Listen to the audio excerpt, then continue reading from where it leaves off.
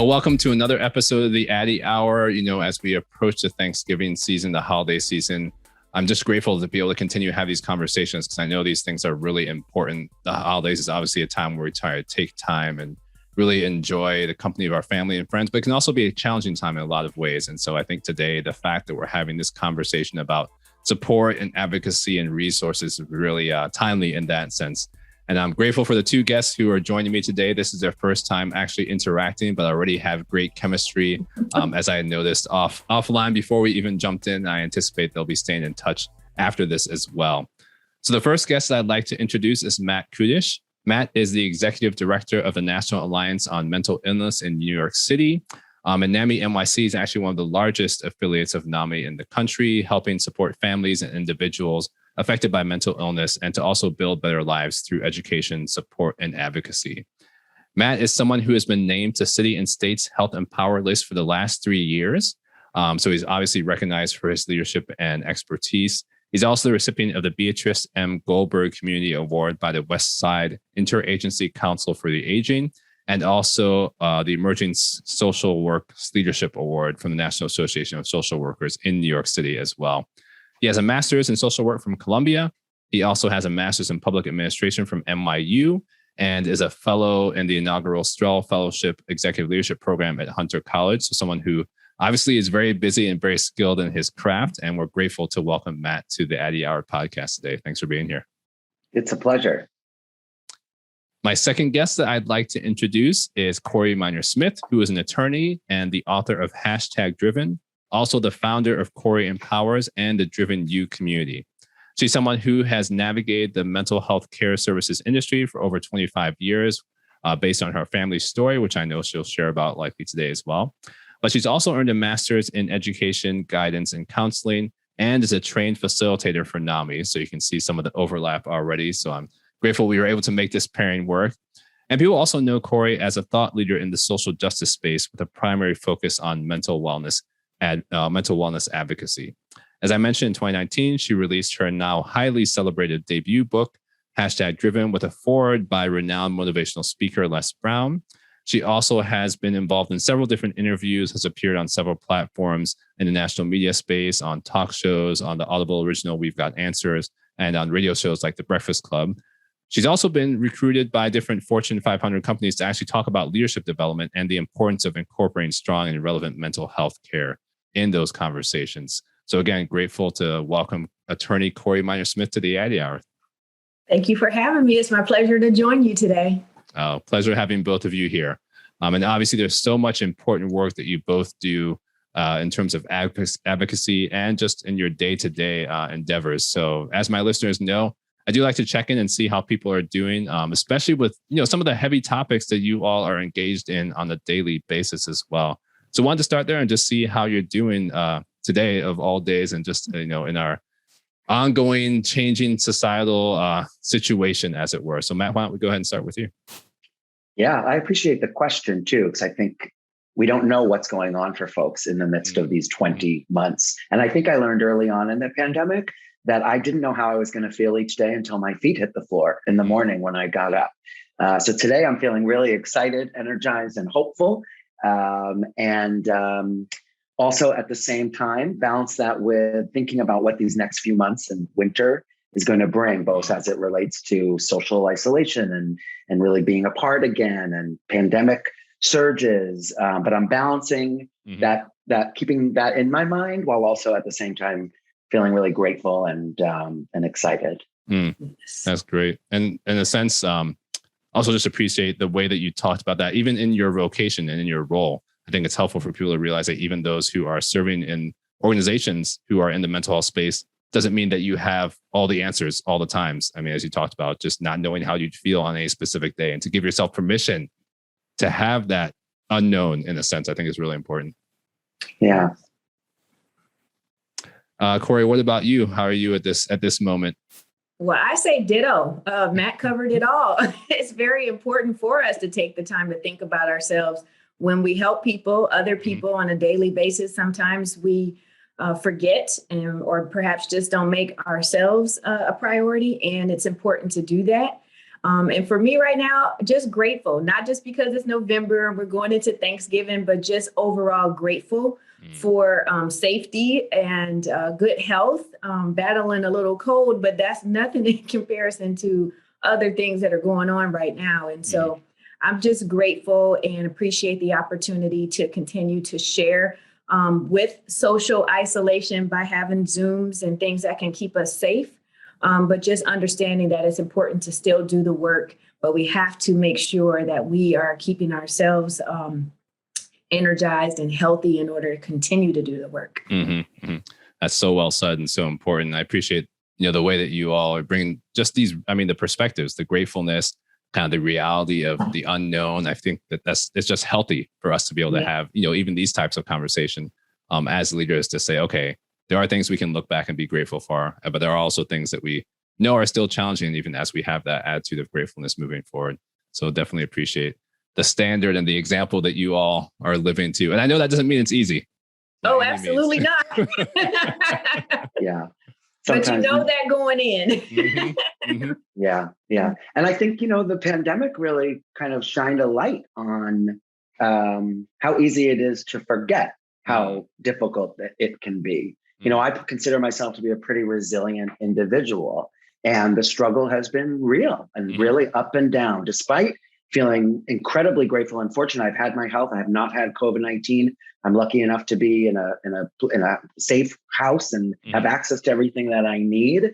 And this pandemic really forced me to kind of dig deeper and say, well, if I'm struggling and I see myself as pretty resilient, what must this be like for everyone? And I think a lot of times we hear people talk about that we're all in the same boat. Going through this. And I think we're all experiencing coronavirus at the same time, but our boats look really different. And that, some of us are on a super yacht. Some of us are on a raft that's falling apart. Some of us are by ourselves in a kayak. Some of us are with friends on a speedboat. I mean, it really, we're all riding the Corona River, as it were. But the journey is very different. And I'm so grateful for that perspective, because I didn't see it really in that same way prior to all this happening. Yes. I think that's saying a lot. I appreciate that honesty as well, because even in your, position as someone who thinks about these topics often, even things that you're also learning and seeing as we're going through the pandemic as well. Corey, I wonder if in your work, as you've been involved in advocacy as well, have you seen any shifts as we've kind of hit the pandemic as well and tried to think about mental health? Obviously, there's been more attention, as Matt mentioned, to the mental health piece, but any shifts that you've noticed? Yes, surely an increase in need. And that's why I'm very grateful for organizations like NAMI, the National Alliance on Mental Illness, that have transitioned with our world transitioning and having these opportunities for virtual classes, virtual seminars, virtual trainings, because mental illness or mental health conditions do not stop because everything else in our world has stopped. And people need these services and their medication and their support systems, the ACT team. Anyone has the ACT team, assertive community treatment teams that come out and help. This pandemic doesn't stop those needs. And I'm really grateful for organizations that found a way to continue to keep their employees safe and provide the services to individuals that need it. And that's for those who already were established with the services. What we see now are people trying to deal with, grappling with their feelings and emotions and losing a job or losing family members. And they don't know how to deal with their emotions and how they're feeling, and may not know about any of these organizations and using them for the first time, like food banks, but being grateful that these things are here, and maybe they don't want to have to use them, but they know it's there and they can use them without shame. So I think it's very important that as we see this increase, we know there was already a need, and then that helps us as advocates to continue to advocate for more services, more funding, more treatment, because it doesn't stop. If anything, it's going to increase. Yeah, I think you're exactly right. And I love how you pointed, painting that as kind of two different foci in a sense, really pointing people to the resources that are there, but also making sure more resources are available in that way as well. And that's a helpful segue as well, because Matt, I was going to have you just actually talk a little bit about, how you got into this work and what actual services NAMI provides for any who may not be familiar, only vaguely familiar with some of the work that you all do. Yeah. So I've been with NAMI New York City for a little over 4 years. And prior to that, I worked with older adults and their caregivers with a focus on Alzheimer's disease and other neurocognitive disorders.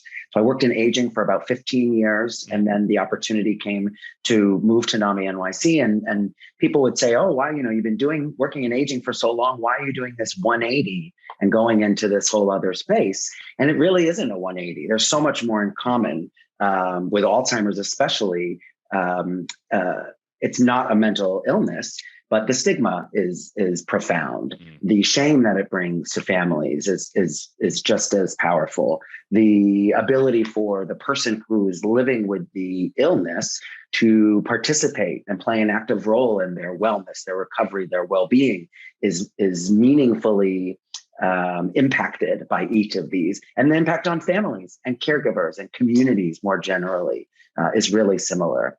And so what I found at NAMI NYC that's so special is that we are a peer organization. So the mental health space is a really crowded space. Mm-hmm. And organizations like ours that are focused on individuals with lived experience, both mm-hmm. people living with mental health issues and family members, mm-hmm. friends, and other supporters, coming together to share their personal experiences, their journeys, the validation that they can share from understanding what you're going through because they are living it as well.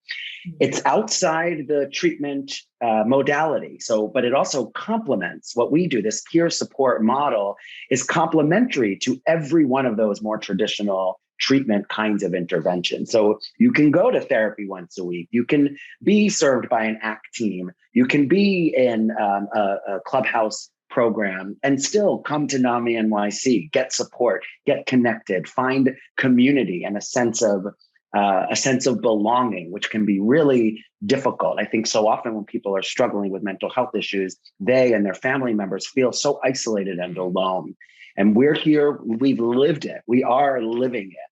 And when you walk through our door or you pop into one of our virtual sessions, mm-hmm. you're welcomed and you see that the playing field is level, that there's really a safety and a non-judgmental approach to the work we do.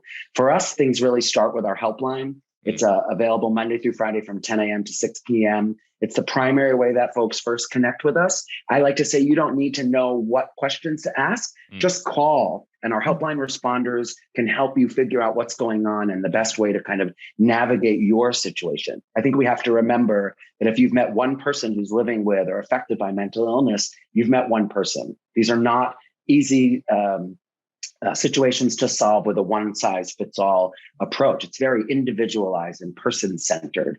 And so we like to start where people are and connect them both internally to our full array of programs and services, all of which are available free of charge, and also connect them to very specific, meaningful resources that may exist outside of our walls. So we keep a really robust resource directory of over 500 entries of programs and services and resources within the New York City area for different community members, for diverse communities, for different kinds of needs, whether it's legal assistance or housing or any other employment, anything that you can think of really intersecting with us. We want to be a trusted resource of people who understand and get it because of that lived experience. Yeah. And from the helpline, it really kicks off to evidence-based education classes. We have over 30 support groups that take place every single month. We do a lot of stigma reduction work. We go into schools and community centers and companies, and we do a ton of advocacy. And we're recruiting folks to lend their voices to these issues and these causes to help shine a light on how many of us are affected. We say 1 out of 5 of us is living with mental illness. Well, the other 4 are their family members, their friends, their colleagues at work, their social networks, their next door neighbors. So these issues really affect all of us. And when we find a way to talk about what we're going through, we realize we're not alone. We realize we are part of a community that is deeply impacted in these ways that other people can really understand, appreciate, and validate. That's so good. I mean, such an array of just opportunities. And I love the framing too, that because it sounds like in a lot of ways it's an entry point. The fact that you're saying people don't need to know what to ask, I think is powerful, because I think sometimes that can be a hesitation, not knowing what to ask, even if it's, someone that who's struggling, or someone, you may be struggling yourself and not knowing where to start, but to be able to have that level of openness to try and figure out what to ask in the first place, and to be able to be plugged into all the different resources and programs that you all have and you connect other people with too. I think that's really powerful, and we definitely need more of it.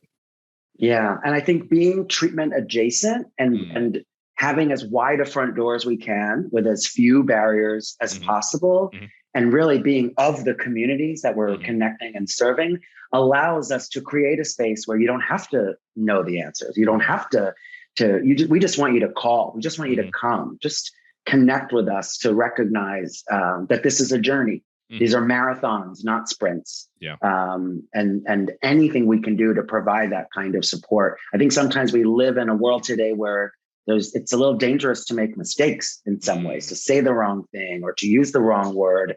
And we want to create a space where people can feel vulnerable and safe exploring these issues to figure it out, because they're so complex and there's so much nuance and it's so individualized that I don't want anybody to feel the shame that they can't sort of discover what's going on this journey of how to help someone, how to help yourself while you're helping someone.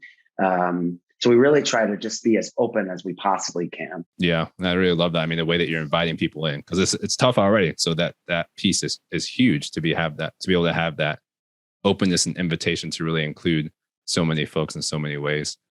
Yes. Corey, to pivot to you, I know you've also been involved in NAMI, but then also have a bit of your own story that you've been walking through even before, you got involved in the organization. So I wonder if you could just tell us a little bit about, your path into this work and the ongoing work that you're doing as well. Yeah, I heard you say walking through, and I feel like I was thrown into this space, and I had to figure it out like a fish out of water, flapping around, because I was around 14 years old when we had to take my mother to the emergency room. She was talking nonstop, incoherent. She had the ideas of grandiose, thinking that she had miraculous powers and all of these things. And so for me to hear that, I did not know what was going on. And for me to not be able to interact with her, because I'm talking to her, but she wasn't talking to me. And it was like I wasn't there. But a family member came and we went to the emergency room, and that's when I heard the diagnosis for the first time, manic depression, paranoid schizophrenia, and manic depression, now known as bipolar disorder. But still, those were just words.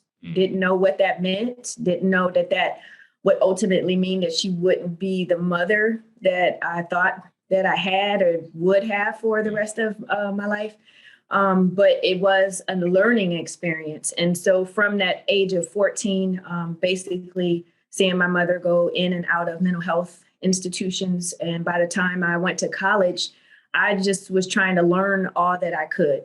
And my first education piece, if you would, is a television movie called Out of Darkness that starred Diana Ross. It came out in 1994. But when I saw the previews, I'm like, it looked very, very familiar. And I'm like, oh my gosh, I need to watch this. But I didn't know that was mental illness. I didn't know that was some kind of way related to my mother's diagnosis. But as I continued to educate myself, and then getting a master's degree, that wasn't because I wanted it necessarily. I wanted to learn more about mental illness and what my mom was going through, and studying from the DSM-4 at that time. The 5 is out now, but that helped tremendously in learning a bit more and what could happen, what was available for my mom's future as well as mine. So with that, once I started my career as a lawyer, my aunt, my mother's sister, who was very instrumental in helping my mother as well, she saw an article for NAMI in the newspaper. She clipped it out and put it in my mailbox, and she had a little note on it saying, I think this is something you should go to. And it was the family to family course. It was 12 weeks at that time, back in 2009. And I went to it. I think I was probably the youngest person there, the only person there who was there because of a parent with severe mental illness. But all of our stories were so similar. And we learned a lot from each other as well as the course. And then as I continued in my career, and most of my last 10 years of my career was in public housing. And we provide housing for individuals with disabilities and low-income families and seniors. So dealing with reasonable accommodations and other things that are on the legal side, was giving me a whole nother aspect of advocacy for individuals who are living with severe mental illness.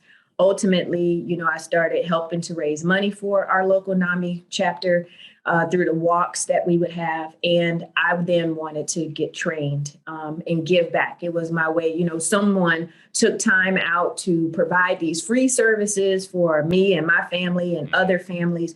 And I wanted to be able to do the same. So I did do the training. I co-facilitated my first course, and I also participated for the first time in speaking to law enforcement as a part of their in-service training and sharing our lived experience and helping them to have strategies in place, procedures in place for helping someone in crisis and things that they can do in working with the family. So I think that's so important, especially in the Black community. And we have concerns of calling the police. We want help, but you don't know if anybody is going to make it alive. And those are realities for us, unfortunately. And I know I've had to call the police a number of times on my mother. And today, looking back on it, I feel fear, but I'm grateful to God that nothing ever happened to my mother, and that we had law enforcement officers and, individuals from community treatment teams that helped, even when they didn't have to help. I kind of feel like I had an informal network of people because they knew me or knew they had my number. They could call me and I could call them to try ultimately to keep my mother safe, even when her behaviors weren't so safe towards me. Yeah, that's so important. I mean, there's so many just key pieces that you just talked about. I mean, from the legal aspect, from what you've gone through as a family member, to just having that support and having teams in place.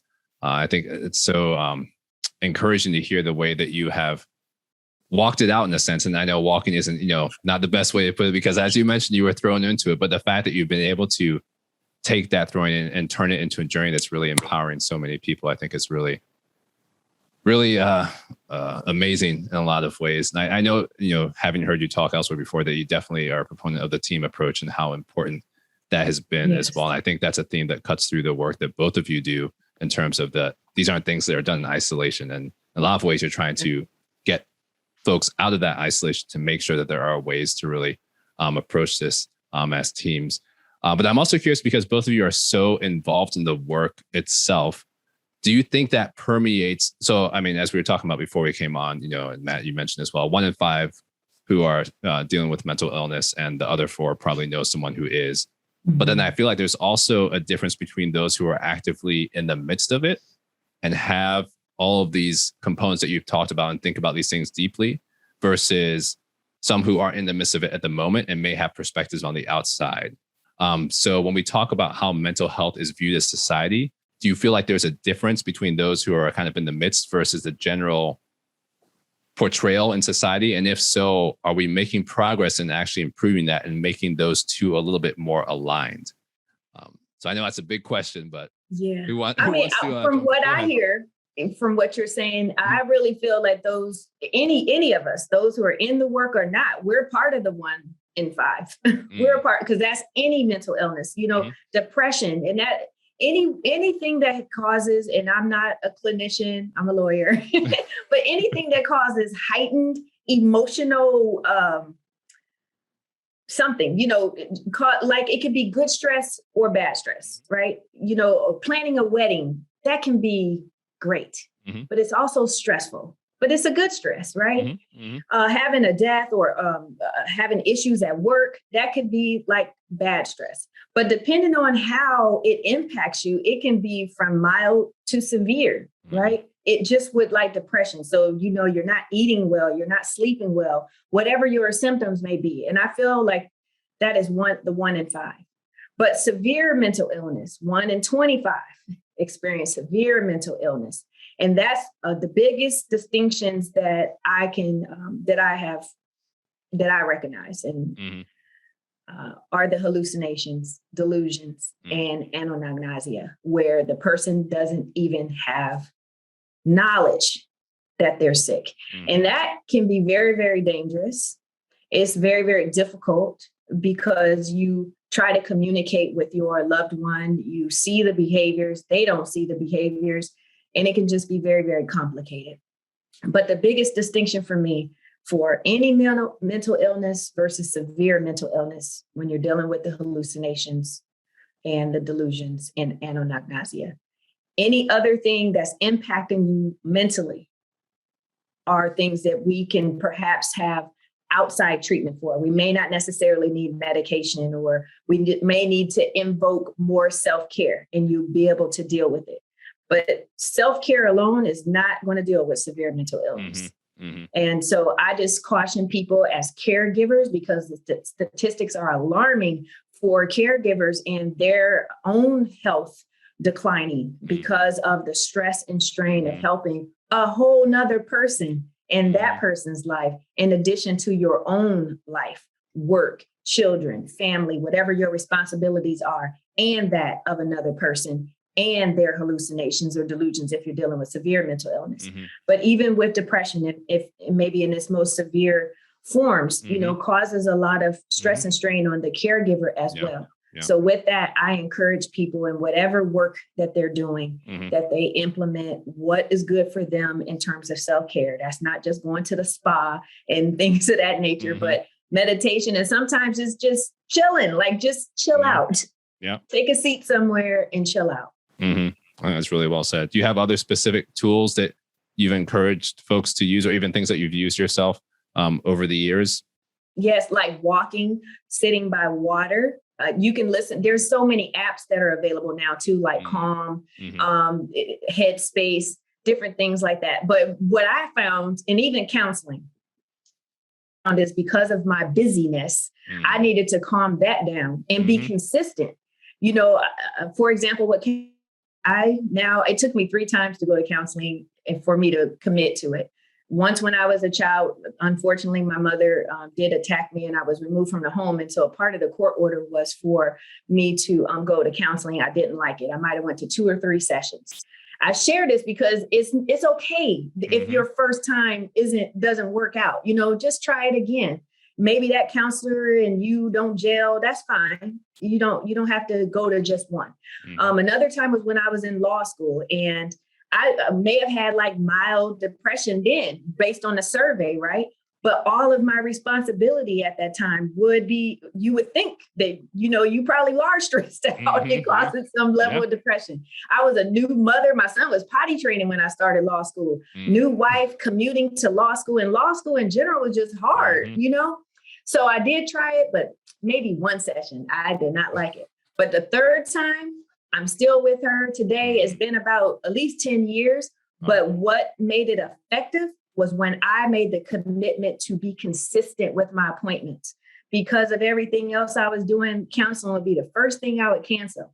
And I had to learn to not operate out of a crisis, not to try to get an appointment when I'm overwhelmed with whatever I was dealing with in my life, but just having it as a constant on my schedule, not canceling it and going. Yeah, that's so important. All those things that you brought out, just in terms of, doesn't always work on the first time, like you said, having that persistence and willingness to kind of make it a priority too, which is also not easy. And you're right. I mean, people don't always gel. So I think to your point, people shouldn't be disappointed if it doesn't work out the first time. Right. There's room. There's no, and people have to be it has to be the right combination. Just even in terms of personality and all the different types of styles that different therapists use. So just being open to saying, okay, that style, that person might not have been the right fit. That doesn't mean we throw it all out per se. So your example, I think, is great. I think it's like dating a little bit. It's about that fit. It's about that fit. And not everybody is going to be what you need in that moment. And I also think that, when you think about therapy, it tends to be a white, middle, upper class sort of construct that other people from other cultures and other diverse groups aren't used to going to a stranger and talking about what's going on inside of them that they've maybe never said out loud before to someone else. So not only do we have to help normalize that it's okay to talk with people who are expert and trained to help guide you through it, which is hard to convince people, we don't talk about that stuff outside the family, or we got this. This is our problem to solve. Thanks anyway. But then you have to get people to realize that it might not work on that first try.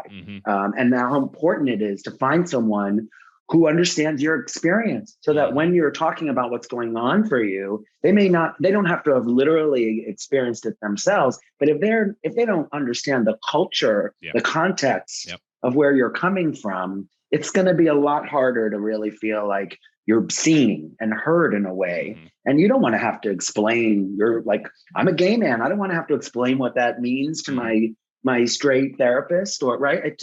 It's a different starting point. And I think it's so important. But if we think, I know a lot of people said, oh, I tried it once, not for me, therapy, not for me. You got to try it again. I think it's really important. Like Corey said, it may not be that first shot for whatever reason. Maybe it's not the person, maybe you're not ready for it, but you gotta keep giving it a shot if you can. I think, So well said. And I really appreciate that, in your role too, that you're thinking about, that cultural competency, like you talked about, so that people can engage with you all on that too, and know that if that's missing, that's a huge component that can really that's important and needs to be part of it. So the fact that you all are making that plain and making it known, I think is really important as well. Matt, I was also going to ask, go ahead. I was just going to say, these differences matter. They really make it, it matters a lot. After George Floyd was murdered, we started a group called Black Minds Matter to create a space for people who identify as Black and living with a mental health condition to come together among those multiple levels of shared experience. And we heard from a lot of people early on, I've been waiting for this kind of space to be here. It's unfortunate for us. It took the murder of George Floyd for that to happen. But since last summer, it's really been a consistent, ongoing source of support, where the people who attend that group feel seen. They feel their experience. When you talk about what you're going through and people are nodding along because they get it, you feel that. You feel validated and seen and normalized. And it's similar to what Corey said about being the only one in family to family who was there for a parent, dealing with a parent. There's a lot of relatability around having an ill relative, but it's different when it's your parent than it is if it's your spouse or your adult child. Those relationships matter. It's the same thing. All of those sort of data points, we really want to make sure that there's connectivity among them, so that people are getting the most out of the experience of support, and giving it too, right? It goes in both directions. When you're in a group or a class, you're sharing and you're being shared with. And the power of that is really exponentially, I think, increased when you relate to the people around you, when you feel seen and you feel that shared experience. Yeah, that's huge. And I think it goes a long way in building that level of trust too. It's really important in moving forward in a lot of ways through the challenges, because they are challenging. And if the trust isn't there, I think it makes it that much harder for people to really engage. And Corey, it sounds like you all had that in the group too, just the relatability. Then it seems like there was some level of trust that came with that as well, because, these are other people who can relate to what I've been through, and we can trust each other to learn from each other about how to navigate it, which I think is really important. And what I also found important, just in the community, because some people don't want to identify with how they know you in the community. But once, I guess, whether it's like an eye contact or it's okay, I want to give you a hug because we know each other from NAMI. You want to make sure that you are respecting people's privacy and what they are willing to share outside of the space. That's important as well. But it's great to still have connections with people who went through the program. Yeah, that's great to hear those continue as well. And Matt, that's encouraging. Go ahead. I was just going to say something that goes back to your question, Dr. Addy, around kind of the state of things now. And Corey, as you were talking about the distinction between mental illness and serious mental illness, and one of the things that we've been talking a lot about is how these issues that are they're not binary. It's not all or nothing. It's far more spectrum than it is a binary, an all or nothing kind of thinking. So you can have optimal mental health and still have experienced symptoms of mental health challenges. You can be living with a diagnosis of serious mental illness and have really great, positive, strong mental health. So the plot points on those quadrants really, I think, help people see that if you have a brain, you have mental health. And your mental health is going to be impacted in whatever goes on throughout your day, in positive ways, as Corey was saying, and in not so positive ways. And I think everybody being forced to kind of live through this, I hope, and it feels as if there's a little bit of a groundswell toward recognition that it isn't us and them, that we're all on that spectrum. We're all within that continuum of that framework. And how it doesn't take much to negatively impact your mental health wherever you are at baseline, whether it's living with serious mental illness or not. And I hope that has positively impacted the space by people understanding how universal it really is. Yeah. Right. It is. I mean, because it doesn't discriminate. Mental, and I love that you use the brain, just saying it, because I just said this in a speech somewhere, like anybody that has a brain has mental health, right? And then it's the condition of it. So I think about legal forms that we have to fill out, especially with divorces, right? And one of the questions is about your health. What would you put? Poor, good, excellent? That's essentially what the surveys are. And depending on what your numbers are, that could tell you whether you're mild to severe in depression or whatever it could be, right? And I would love it if we could just have this more openness. And it really does attribute to stigma.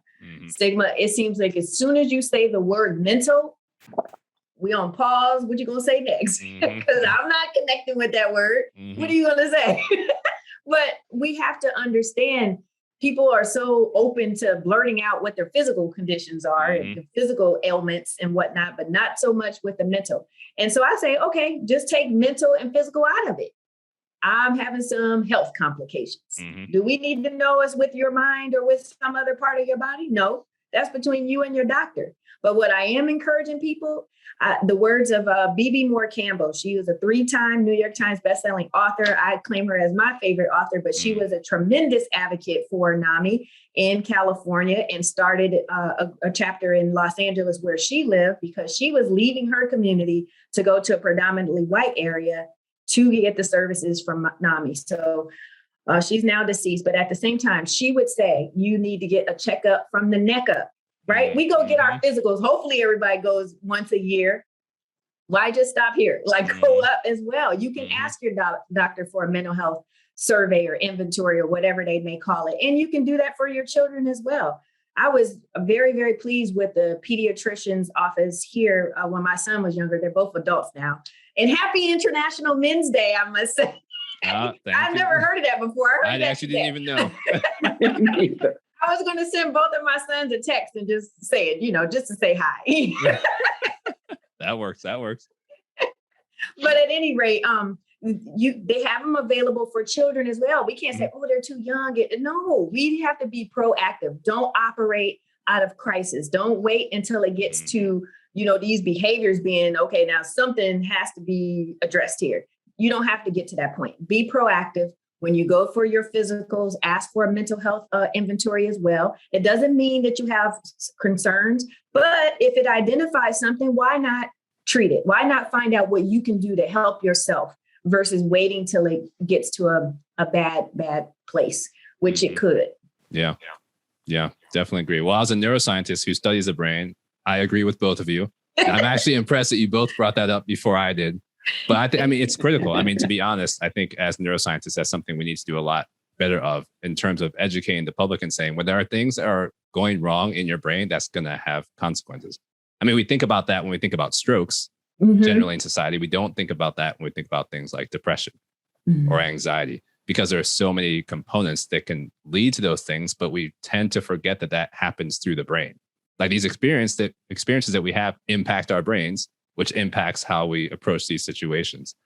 So you're both experts in my mind already, but that's something I've shared with audiences as well too. Like if I, just based on the things we study, if I go and I increase the levels of certain brain chemicals in a certain way, more than likely that can push you into one direction or another and lead to depression or lead to that. So in the same way, I mean, I always give the funny example, someone broke their arm, they wouldn't just leave it and say, oh, I'm just going to kind of, get some counseling for my arm or pray over my arm, and then maybe it'll get better. You go to the doctor, you get a cast.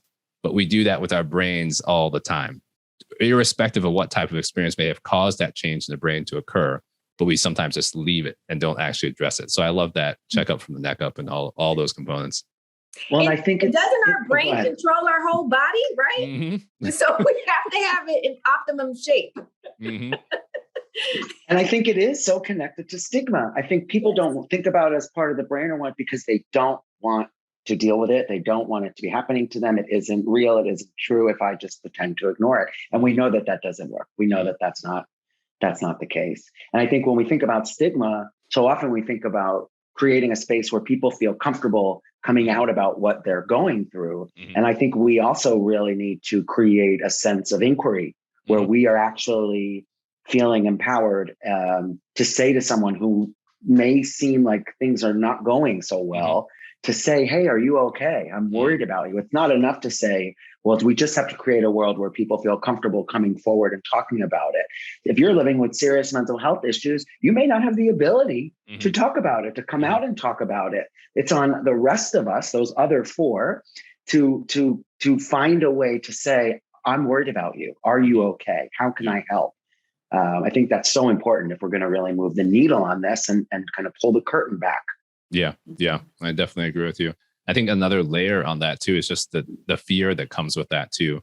And maybe that's also fear of the unknown, because when it comes to the stigma, obviously, but then also our brains, I think sometimes there's a fear of, well, what is that going to entail? And medication can be effective, but medication isn't the only way we change our brains. So, I mean, even things like meditation change our brains. Being in community changes our brains. I mean, I think at this point in time, a lot of us have a better feel for that. Being in isolation, something felt different.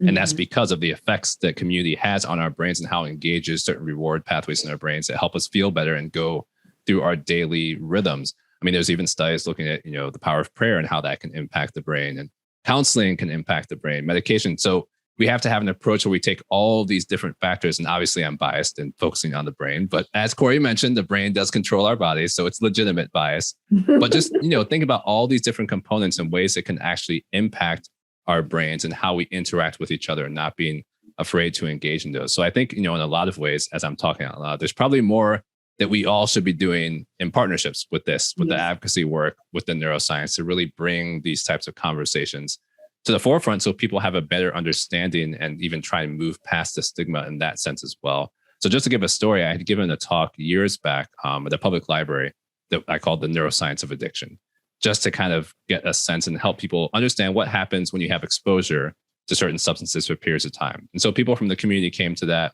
There were also a bunch of folks from a recovery house that came to that as well. And so that turned into a really nice dialogue. It wasn't just me there kind of giving didactic information, but I was sharing what we knew about the brain. They were also sharing from their experience. So in a sense, we both learned from each other. So a lot of the folks, some of the folks walked in and said, oh, well, I don't really see this as an illness because I did this to myself, which at some level is true. You can't become addicted if you've never used a substance in the first place. But by the end of the session, they said, okay, well, now I have a better understanding of what my use has actually done to my brain and how the brain I have now is not the same as it was before. So it also gave them a sense of ownership of ways to move forward to get to a new normal without being stuck in this isn't an illness and there's not much I can do about it. So I feel like that was a really useful conversation for both of us to be able to, both sides, to be able to get to a better place of understanding. And also me as a scientist, not just talking about those things and not thinking about how people are experiencing some of the things they're going through, whether it's with the medication or medication assisted treatments and all those types of things. So I guess I'm saying we need to have more of what we're doing right here, and it can really go a long way. Yeah. And nutrition as well. We often leave that out, but the things we eat and drink, just whatever we consume, impacts our brain health and overall physical health as well. So we can make a lot of changes just by being aware of what we are putting into our mouths. Yeah, that's so true. And it's so empowering, too, to recognize that there are things over which I actually have some control. This isn't happening to me in every way. I can control my response to this. And I think we have a group called Hearing Voices for voice hearers, people who hear voices.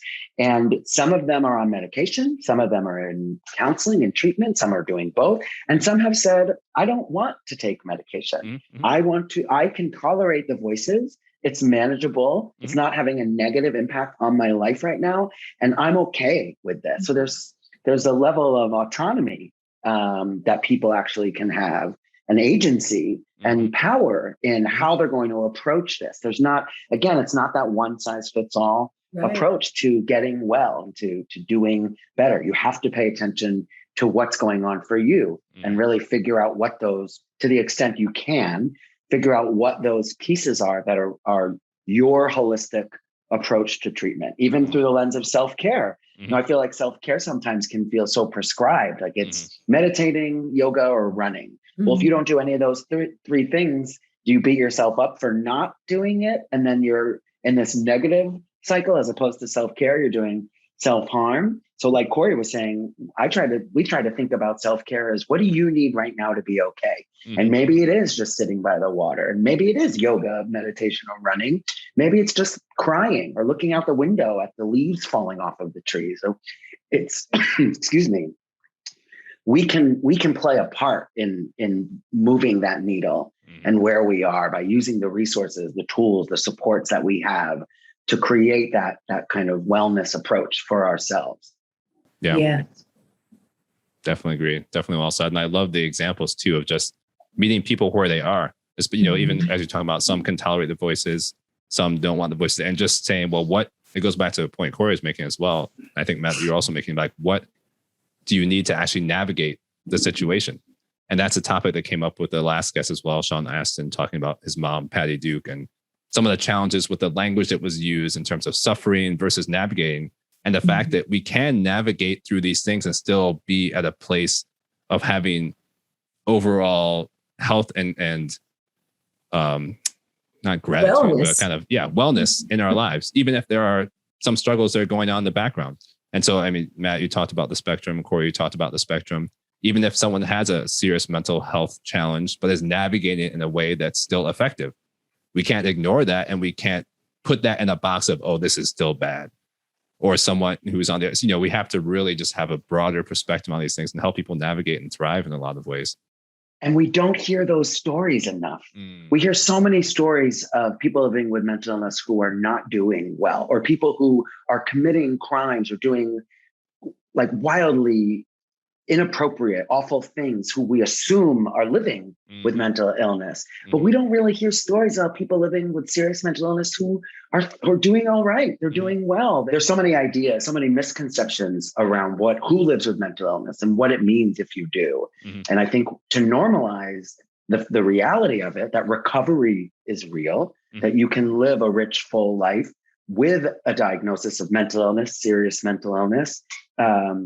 We need to tell more of those stories about people who are living well and not focusing on sort of the negative or assumed attributes of who's living with mental illness. Yeah, that's really well said. And those assumptions can lead to all sorts of, often those aren't even correct. And the ones that are the minority of the cases get blown up and get the exactly and the attention. So I think it's really and just perpetuate the misunderstanding and that contributes to stigma, and that keeps people who are living with these issues in the shadows. So it's just this negative cycle. Yeah. I mean, especially like with the violence that you talked about, because the pervasive thought is that people with mental illness are more likely to commit those types of crimes, which is completely non-factual and false, because they're much more likely to be victims than to be the ones. But if you talk to people in the general public, that is not the current understanding of things, even though it's completely incorrect. No, not at all. And I think even further to that point, we're assuming that clearly someone who's committing and those kinds of acts of violence are not doing well. There's something going on for them. But to just sort of label them as mentally ill is such a gross injustice. It's not fair. It's not fair to them. It just shines the wrong light on what these issues are and who's living with them. Yeah. So as we wrap up, I think we're also, touching on the many things that we still have to do as a society. So I'm curious, from both of you, obviously the work that you're doing is so important, is making a huge impact. But what do you see as the next steps that we need to make, either within your organizations and your initiatives or as a society in general? Not a small question.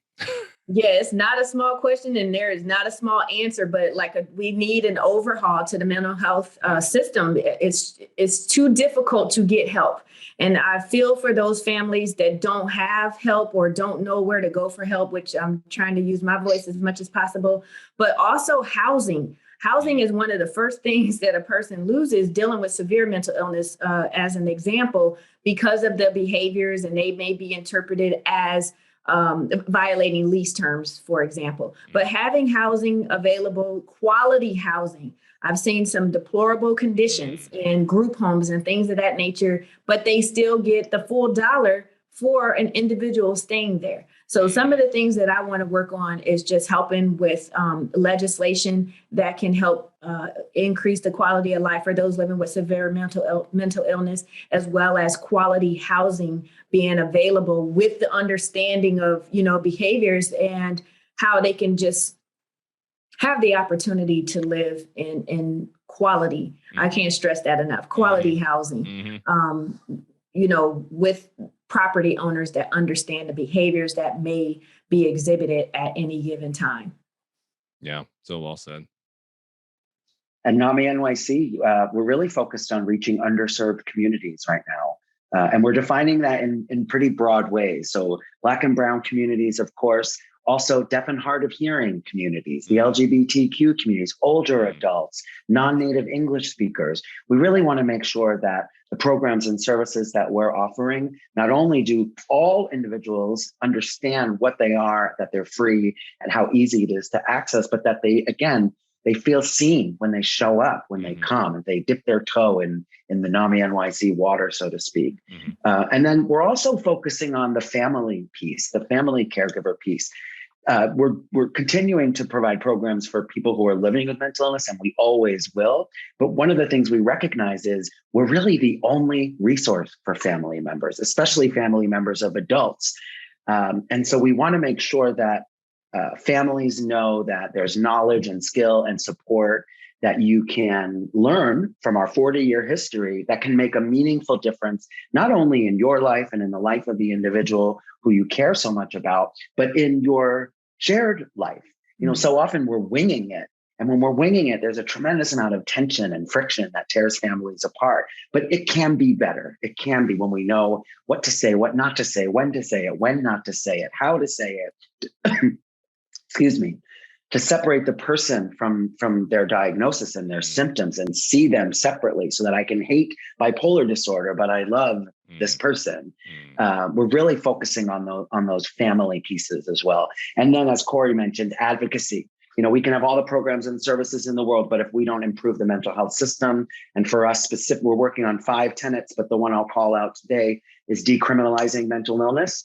It's so critically important for us to really move the system, to change the mental health system so that it really can be mental health for all. Yes. Yeah. Well said. Well, that wasn't an easy question, but I definitely appreciate both of the answers that you both mentioned. And I encourage listeners to just reach out to your local NAMI as well, if there are things, resources you're looking for, or ways to get involved and to support. And Corey, even as you mentioned with the housing, any specific suggestions, Corey, for listeners in terms of ways that they may be able to get involved in some of these fights from a legal perspective? Yes, contacting their local representatives, state representatives, as well as their federal legislators, and finding out. NAMI is very good. It has an advocacy piece on their website where they can it tells you about pending legislation and how to communicate with your Congress member. And it's just important for us to know that these things are important. The emails, the phone calls, they are important. So we may not think we're making a big impact because it's just one phone call from us, but you can get your family and friends to do it as well. And if there's ever a hearing that you can go and sit in and even be able to speak, I suggest you please let people know that you are willing to do that and share how important some of these pieces of legislation are, especially with the exclusion. I'm sure you can give me, is it the IMD exclusion? for the beds. There's like a limit on the number of beds that are available in order for a refund to occur to that local entity. It's just unfortunate that it's all about money when you have real lives that are being impacted and need the services. So I just encourage individuals to go to organizations, websites like NAMI, like Mental Health America, like the Treatment Advocacy Center, and look at their legislation and policy and procedure piece, because they have so many things already in place, templates you can use to help you to be able to communicate with legislators who can make a difference. And the time is now to make that difference. That's great advice. Well, thanks so much to both of you for the time, taking the time out to join the Addy Hour, for sharing all these wealth of resources with our listeners and sharing your experiences and your advocacy as well. Definitely appreciate your time and the work that you all do. And I think we'll have to follow up and continue this conversation at some point.